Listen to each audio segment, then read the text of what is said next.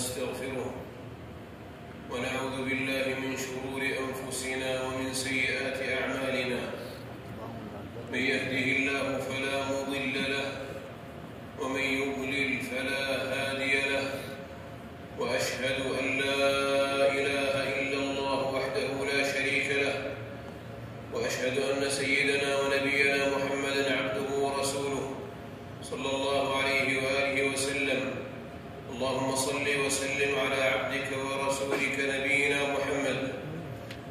يا أيها الذين آمنوا اتقوا الله حق تقاته ولا تموتن إلا وأنتم مسلمون. يا أيها الناس اتقوا ربكم الذي خلقكم من نفس واحدة وخلق منها زوجها وبث منهما رجالا كثيرا ونساء، واتقوا الله الذي تساءلون به والأرحام إن الله كان عليكم رقيبا.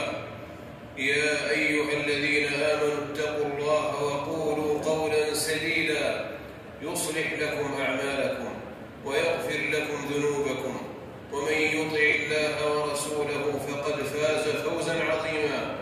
أما بعد، فإن أصدق الحديث كتاب الله، وخير الهدي هدي محمد صلى الله عليه وسلم، وشر الأمور محدثاتها، وكل محدثة بدعة، وكل بدعة ضلالة، وكل ضلالة في النار.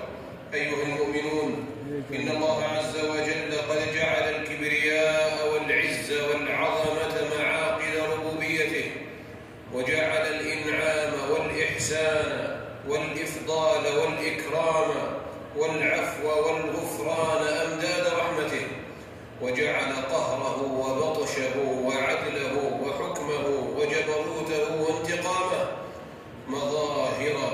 مظاهر ملكه ودينونته، وإلى ربوبيته ورحمته وملكه ودينونته مرجع أسمائه الحسنى ومرد نعوته الكملى، وهي فاتحة كتابه العظيم، وأفضل ما نزل من السماء إلى الأرض من الله الكريم. قال الله عز وجل: الحمد لله رب العالمين الرحمن الرحيم مالك يوم الدين. وبها يتعلق أول الخلق وآخرهم، ومبدأهم ومعادهم في اليوم العظيم يوم يقوم الناس لرب العالمين. فالرب هو المعبود بحق، فالرب هو الموجد للخلق، والإله هو المعبود بحق، والرحمن الرحيم هو الشامل لهم بالإحسان العاجل والامتنان الآجل. ومالك يوم الدين هو المحاسب للخلق والمجازي بالحق. ونضع الموازين القسط ليوم القيامة فلا تظلم نفس شيئا، وإن كان مثقال حبة من خردل أتينا بها وكفى بنا حاسبين. فهذه جميع أحوال الخلق في الدنيا والآخرة، والإلهية هي الغاية المطلوبة التي لأجلها خلق الخلق وبعثت الرسل وأنزلت الكتب، وهي إفراد العبادة لله وحده لا شريك له. فكما أنه ليس كمثله شيء ولا ظهير له في الخلق ولا شريك له في الملك، فلا يعبد غيره ولا يؤله محبة وخشية ورجاء سواه سبحانه وتعالى. قال الله عز وجل: وما خلقت الجن والإنس إلا ليعبدون ما أريد منهم من رزق وما أريد أن يطعمون إن الله هو الرزاق ذو القوة المتين. وربوبيته سبحانه تربيته لخلقه إيجادا وإعدادا وإمدادا، والعوالم كلها علامة وجوده وآية جوده سبحانه، فهي الناطقة بوحدانيته. فرب العالمين هو الذي له الخلق كله، السماوات والأرض وما فيهن وما بينهن، مما نعلمه ومما لا نعلمه. وقد تلا الله علينا من نبأ موسى وفرعون بالحق، فقال سبحانه: قال فرعون: وما رب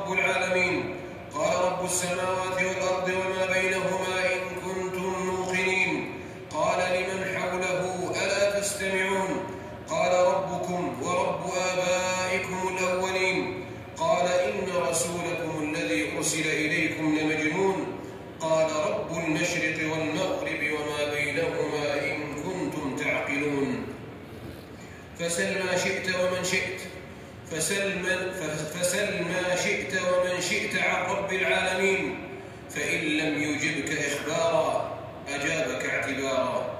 ولكل شيء تسبيحه وسجوده الذي لا يعلمه إلا الله ومن أطلعه عليه من خلقه. تسبح له السماوات السبع والأرض ومن فيهن، وإن من شيء إلا يسبح بحمده ولكن لا تفقهون تسبيحهم إنه كان حليما غفورا. قال الله عز وجل: ألم تر أن الله يسجد له من في السماوات ومن في الأرض والشمس والقمر والنجوم والجبال والشجر والدواب وكثير حق عليه العذاب ومن يهن الله فما له من مكرم إن الله يفعل ما يشاء.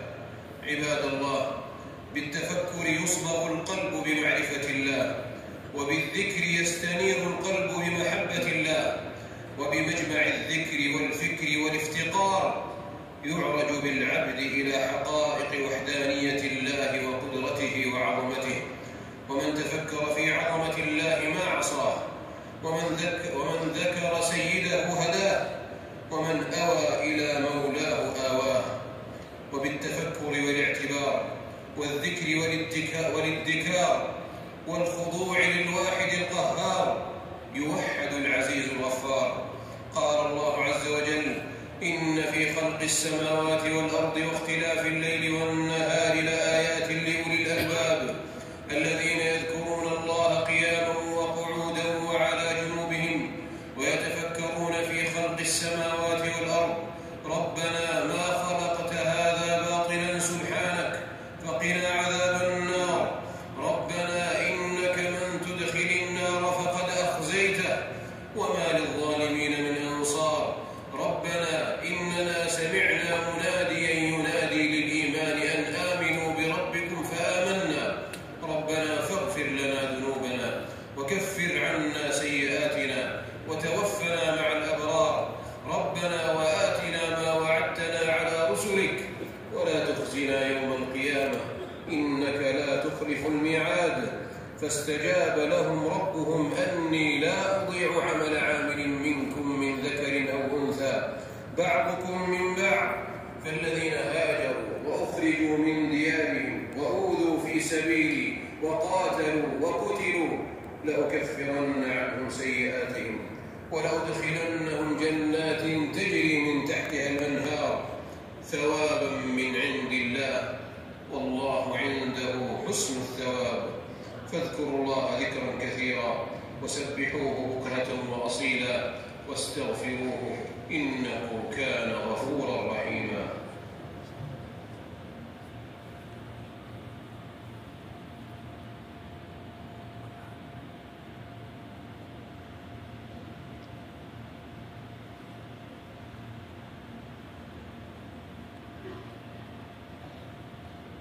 الحمد لله رب العالمين الرحمن الرحيم مالك يوم الدين، وأشهد أن لا إله إلا الله وحده لا شريك له الملك الحق المبين، وأشهد أن سيدنا ونبينا محمدًا عبده ورسوله أرسله رحمة للعالمين.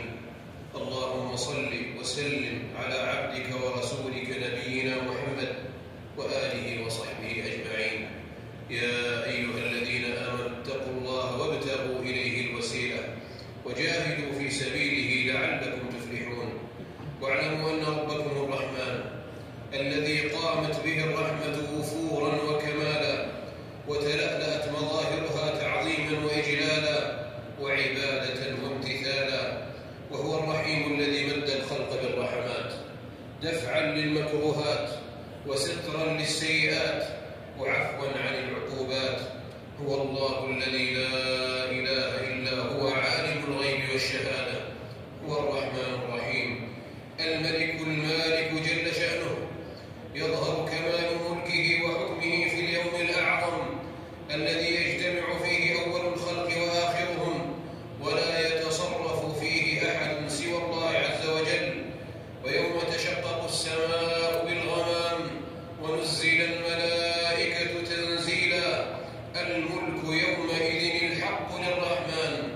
وكان يوما على الكافرين عسيرا.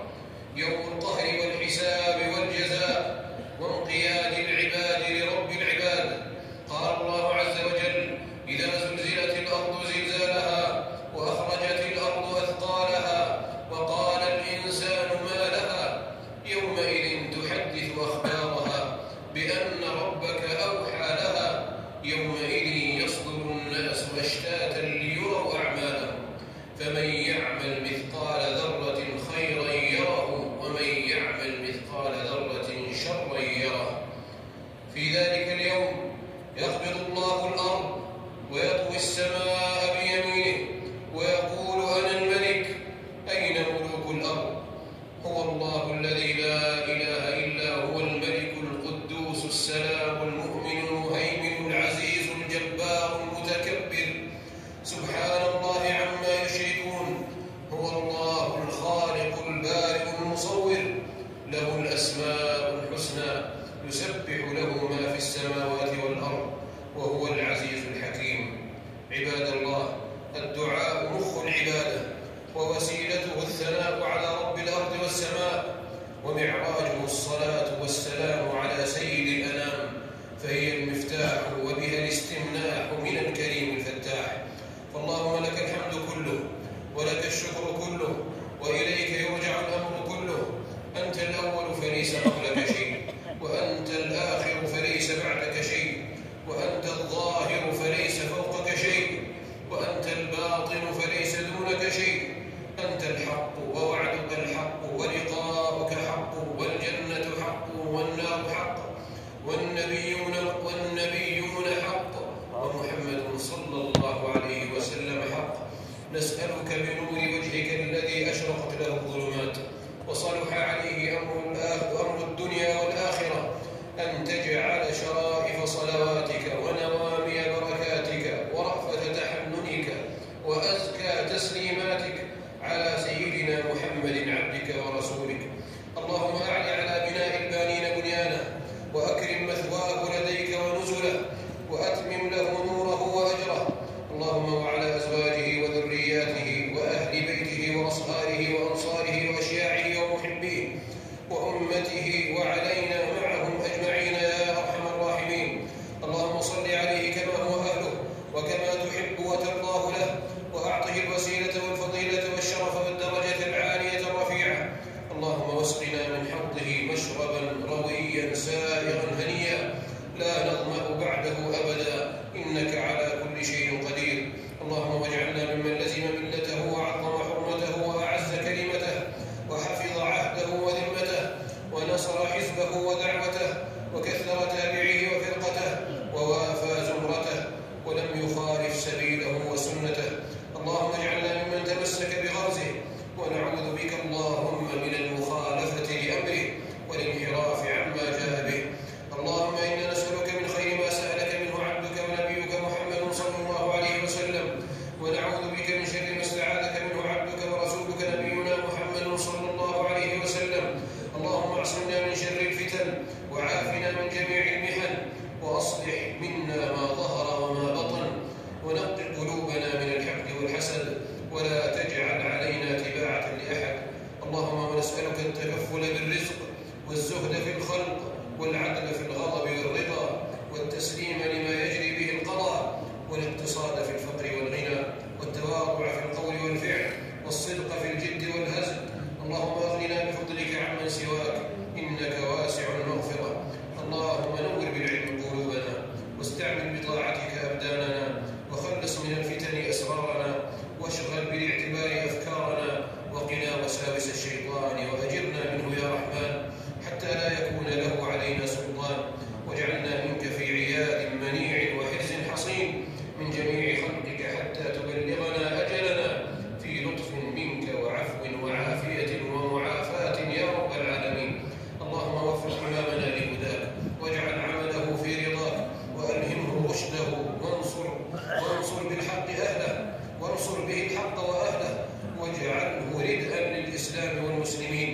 اللهم ولي عهده وإخوانه وأعوانه على الحق، وجميع ولاة المسلمين يا رب العالمين. اللهم أعز الإسلام والمسلمين، وأذل الشرك والمشركين، واجعل هذا البلد آمنا مطمئنا سخاء رخاء وسائر بلاد المسلمين. اللهم ربنا آتنا في الدنيا حسنة وفي الآخرة حسنة وقنا عذاب النار. عباد الله، إن الله يأمر بالعدل والإحسان وإيتاء ذي القربى وينهى عن الفحشاء والمنكر والبغي يعظكم لعلكم تذكرون.